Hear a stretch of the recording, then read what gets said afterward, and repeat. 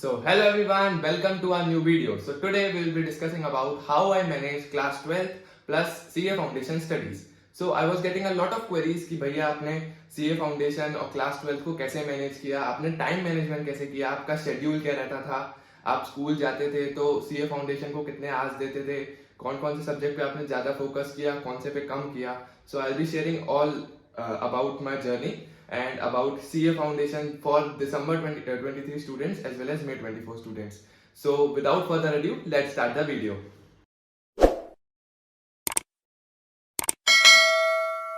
So first of all, I'll be sharing कि मैंने मेरी क्या जर्नी थी, क्या रूटीन था और मैंने क्या शेड्यूल फॉलो किया था. So मेरा स्कूल रहता था 7 से 2 बजे तक और मेरा अटेम्प्ट था May 22 का और जो क्लास 12 के बोर्ड्स थे वो थे June 22 के. मुझे 7 से 1 या 2 बजे तक स्कूल में जाना पड़ता था क्योंकि मैं स्कूल कैप्टन था तो ड्यूटीज और रिस्पॉन्सिबिलिटीज वगैरह थी.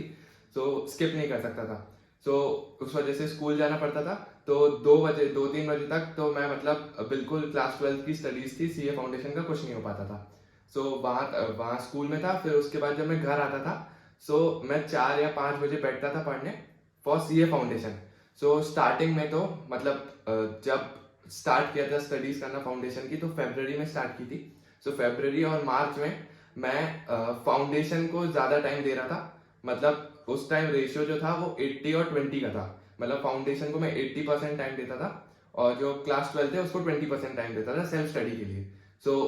मतलब 3-4 बजे मैं पढ़ने बैठता था और वो शाम को 8-9 बजे तक फाउंडेशन का पढ़ता था. फिर उसके बाद रात को अगर टाइम मिला 1 घंटा तो जो भी क्लास 12 का जो भी होमवर्क मिला है वो कंप्लीट करता था.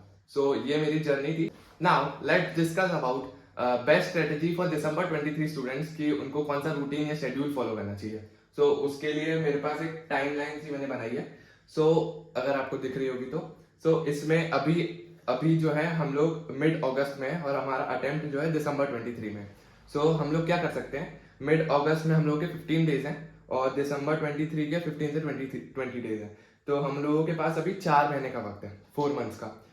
हमारा जो रूटीन मतलब जो स्ट्रेटेजी होनी चाहिए वो ये होनी चाहिए कि जो अगस्त, सितंबर एंड अक्टूबर एंड और नवंबर स्टार्टिंग तक हम लोगों का सिलेबस कंप्लीट हो जाना चाहिए. मतलब 3-3.5 महीने में सिलेबस हम लोगों का कंप्लीट हो जाना चाहिए. और जो रूटीन रहेगा, मतलब रूटीन क्या रहेगा, अगर आपका स्कूल है, मतलब अगर अभी आप अगस्त एंड सितंबर में है तो आपका जो रूटीन ये होना चाहिए कि आप स्कूल जो है एक हफ्ते में 6 दिन होता है तो आप 4 दिन जाइए, 2 दिन का आप गैप कर सकते हैं ताकि आप 2 दिन जो है थोड़ा मतलब फाउंडेशन को ज्यादा दे सकें. अभी जो आपका मतलब आवर्स होने चाहिए वो 3 to 4 आवर्स का आपकी स्टडी होनी चाहिए फाउंडेशन की. ठीक है.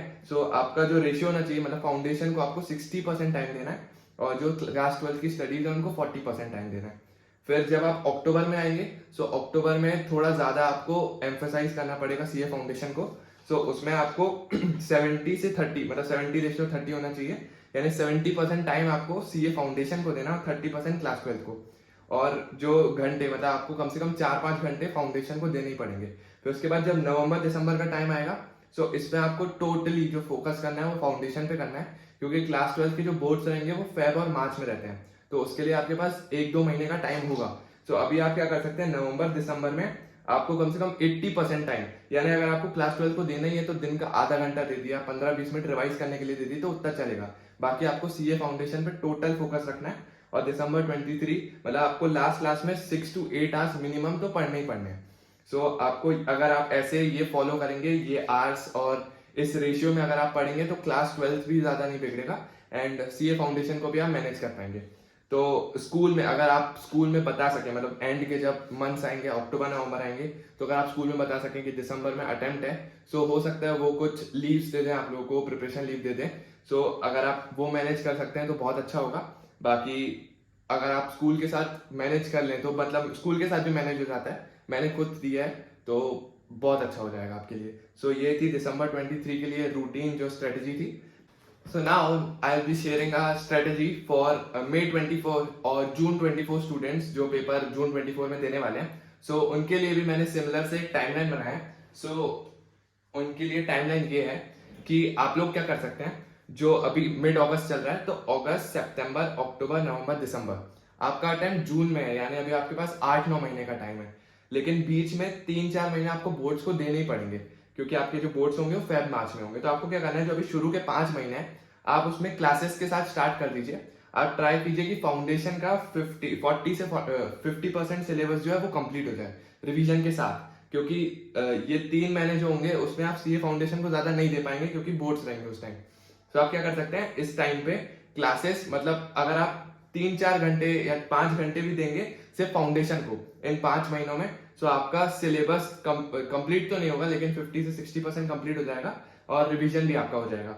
सो आपको ये करना है। फिर 3 महीने आपके बोर्ड्स रहेंगे, तो इसमें अगर आप मतलब आधा 1 घंटा या 2 घंटे अगर आप सीए फाउंडेशन को दे सकें, क्योंकि मतलब अगर आप दे दें तो बहुत अच्छा हो जाएगा। लास्ट में जो अप्रैल मई और जून है, सो ये जो 2.5 महीने हैं इसमें आपको पूरा सीए फाउंडेशन करना है। सो इसमें डेली आपको 7 to 8 आवर्स मिनिमम पढ़ने ही पढ़ने हैं। सो इससे आपका जो बाकी का सिलेबस बचा है वो कंप्लीट हो जाएगा और साथ में रिवीजन और मॉक टेस्ट भी हो जाएंगे। सो ये स्ट्रेटेजी होनी चाहिए जून 24 स्टूडेंट्स के लिए, सो ताकि वो लोग क्लियर कर पाए फर्स्ट अटेम्प्ट में। चलो, तो मैंने ये सब तो बता दिया कि रूटीन क्या होना चाहिए, स्ट्रेटेजी क्या होना चाहिए, बट आप लोगों का सवाल ये होगा कि पढ़ना कैसे है। मतलब रूटीन तो फॉलो कर लेंगे, 1-2 घंटा पढ़ लेंगे, लेकिन पढ़ना कैसे है और कैसे। मतलब सीए फाउंडेशन स्टूडेंट्स अभी नए नए होते हैं तो उनको समझ में नहीं आता कि सीए 12th से कैसे अलग है। मतलब वो इक्वली समझते हैं, तो इसलिए सीए फाउंडेशन पढ़ना कैसे है। सो उसके लिए जो 2 सब्जेक्ट हैं, एक बिजनेस लॉ और मैथमेटिक्स, उसके लिए मैं ट्राई करूंगा एक छोटी सी शॉर्ट सी दूसरी वीडियो एक लाऊंगा। तो उसमें मैं जो भी मैं फॉलो करता था स्ट्रेटेजीज, जो भी मॉड्यूल्स थे वो आपको बताऊंगा। बाकी अभी मैं एक ब्रीफ दे देता हूँ कि मैंने मतलब चारों सब्जेक्ट्स को कैसे हैंडल किया था क्लास 12 के साथ। तो सबसे पहले जो सब्जेक्ट था वो था अकाउंट्स का। सो अकाउंट्स जो है वो क्लास 12 में भी कॉमन है और सीए फाउंडेशन में भी कॉमन है। बस दिक्कत यह है कि उसमें मतलब क्लास 11 का भी थोड़ा पोर्शन है और साथ साथ में कुछ अदर टॉपिक्स भी हैं जो क्लास 12 में नहीं है। सो आप क्या कर सकते हैं, जो जो सिमिलर टॉपिक्स हैं मतलब क्लास 12 के भी और सीए फाउंडेशन को भी, उनको ट्राई कीजिए आप एक साथ ही कंप्लीट करके खत्म कर दे, तो आपका क्लास 12 का भी हो जाएगा और सीए फाउंडेशन का भी हो जाएगा। और जो अदर टॉपिक्स हैं, आपको जो संडे मिल रहा है, आप जो गैप मार रहे हैं स्कूल से, तो उन दिनों में आप अकाउंट्स का वो टॉपिक कंप्लीट कर सकते हैं। तो इससे आपका अकाउंट्स में ज्यादा प्रॉब्लम नहीं होगी आपको। फिर उसके बाद जो दूसरा सब्जेक्ट आता है बिजनेस लॉ। सो बिजनेस लॉ में बहुत सारे बच्चों को नया होता है, मतलब सो बहुत ज्यादा प्रॉब्लम होती है। सो उसके लिए पहले तो मैं एक वीडियो लाऊंगा और अभी आपको ब्रीफ में बता देता हूँ आप क्या कर सकते हैं। सो आप उसके लिए अलग से एक नोट्स बना सकते हैं। पहली बात तो नोट्स तो आपको बताने पड़ेंगे, और जो भी सेक्शंस हैं आप सेक्शन लिख के आप उस सेक्शन का थोड़ा एग्जाम्पल लिख सकते हैं, ताकि आपको याद रहे कि मतलब वो सेक्शन किससे रिलेटेड था। जैसे इंडियन कॉन्ट्रैक्ट एक्ट है, उसके बहुत सारे छोटे छोटे सेक्शंस हैं और उसके बहुत सारे एग्जाम्पल मॉड्यूल में भी गिवन है। और मैं जिनसे पढ़ता था, मैंने फर्स्ट वीडियो में बताया था कौन कौन से फैकल्टी से पढ़ा था। सो आप उसको भी रेफर कर सकते हैं, उन फैकल्टी को, उन्होंने एग्जाम्पल सारे दिए थे। तो बिजनेस लॉ आप ऐसे कर सकते हैं। आपको रेगुलर मतलब अगर आप बिजनेस लॉ में रोज 1 घंटा भी पढ़ेंगे तो आपको उसकी आदत डालनी है, क्योंकि आपको उसकी लैंग्वेज सुधारनी है बहुत ज्यादा। तो आपकी जैसे ही क्लासेस कंप्लीट हो, आपको रिवीजन के टाइम पे बिजनेस लॉ को 2 महीने या 1.5 महीने रेगुलर पढ़ना है, क्योंकि आपको उसकी लैंग्वेज को याद रखना है। फिर उसके बाद जो तीसरा सब्जेक्ट था वो है मैथमेटिक्स का। सो उसमें आप क्या कर सकते हैं, मैथमेटिक्स में आपको रेगुलर पहले तो प्रैक्टिस करनी है। जो भी मॉड्यूल है, मॉड्यूल के सारे क्वेश्चंस आपको 2-3 बार सॉल्व करने हैं कम से कम। और उसके लिए एक बहुत अच्छी मतलब सर ने हम लोगों को चीज बताई थी, वो मैं एक सेपरेट वीडियो में जरूर बताऊंगा, तो आप बिल्कुल देखिएगा वो वीडियो। सो मैथमेटिक्स में मतलब उस चीज से बहुत ज्यादा फायदा हुआ था। सो मैथमेटिक्स में बहुत सारे क्वेश्चंस मैंने सॉल्व किए थे, और जितने भी जो जो डिफिकल्ट सम्स थे उनको मैंने इंपॉर्टेंट मार्क कर लिया था, ताकि जब एग्जाम का टाइम आने वाला होगा तो उन सम्स को मैं फिर से प्रैक्टिस कर लूंगा। तो मैथमेटिक्स पूरा एमसीक्यू बेस्ड होता है। सो इसलिए मतलब इतने बड़े बड़े सम्स तो नहीं आते हैं कि आपको बहुत टाइम लग जाए उस सम को सॉल्व करने में, लेकिन आपको मतलब कैलकुलेटर पे बहुत अच्छा हाथ होना चाहिए आपका।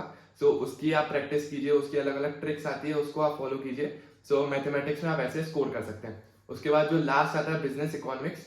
सो बिजनेस इकोनॉमिक्स में मैं कुछ दिखाना चाहूंगा। तो बिजनेस इकोनॉमिक्स में मैंने क्या किया था, वो भी एमसीक्यू बेस्ड रहता है। तो उसके लिए मैंने क्या किया था, जो भी एमसीक्यूज रहते हैं उनको मतलब वो सर ने भी करवाए थे और कुछ हम लोगों को दिए भी थे प्रैक्टिस के लिए। सो जो भी ऐसे पॉइंट्स रहते थे, मतलब जैसे बुक में वो एमसीक्यू है और उसका ऐसे पॉइंट लिखा हुआ है, तो उस पॉइंट को बस मैं हाईलाइट कर देता था और एग्जाम टाइम पे सिर्फ उस पॉइंट को पढ़ लेता था। तो मेरे को पता रहता था कि मतलब इस पॉइंट से एमसीक्यू आया है तो फिर से आ सकता है। तो ऐसे करके मैं जितने भी ऐसे पॉइंट्स थे उनको ऐसे मार्क कर लेता था। तो हेल्प होती थी बहुत ज्यादा एग्जाम टाइम में, कि ढूंढना नहीं पड़ता था कि कौन सा पार्ट एमसीक्यू के लिए है कौन सा नहीं है। तो ऐसे, और सबसे ज्यादा बात यह है कि आपको मॉड्यूल बहुत अच्छे से फॉलो करना है, बिल्कुल रीड मारना है आपको अच्छे से, क्योंकि इतने बड़े मॉड्यूल नहीं है कि आप बिल्कुल रीड ना मार पाए। क्लास 12 जितने ही है। और इको में भी आपको प्रॉब्लम नहीं होगी, क्योंकि मतलब क्लास 11 का माइक्रो इकोनॉमिक्स है और साथ में बीसीके है, जिसके बहुत छोटे छोटे चैप्टर्स है, इतने बड़े चैप्टर नहीं है कि प्रॉब्लम होगी। सो आप उनको मॉड्यूल से बिल्कुल रीड कीजिए एंड मार्क करते रहिए पॉइंट्स, जो भी एग्जाम्पल्स है उनको अच्छे से लिख लीजिए। सो बिजनेस इकोनॉमिक्स में आप ये चीज फॉलो कर सकते हैं। So that's all for today. So अगर आपको और कोई भी डाउट हो एंड अगर आपको बिजनेस लॉ और मैथमेटिक्स के लिए सेपरेट वीडियो चाहिए तो आप कमेंट बॉक्स में यस लिखिए। सो जितने ज्यादा यस होंगे मैं उतनी जल्दी वो वीडियो लाऊंगा। And thank you for watching. Do like share and subscribe.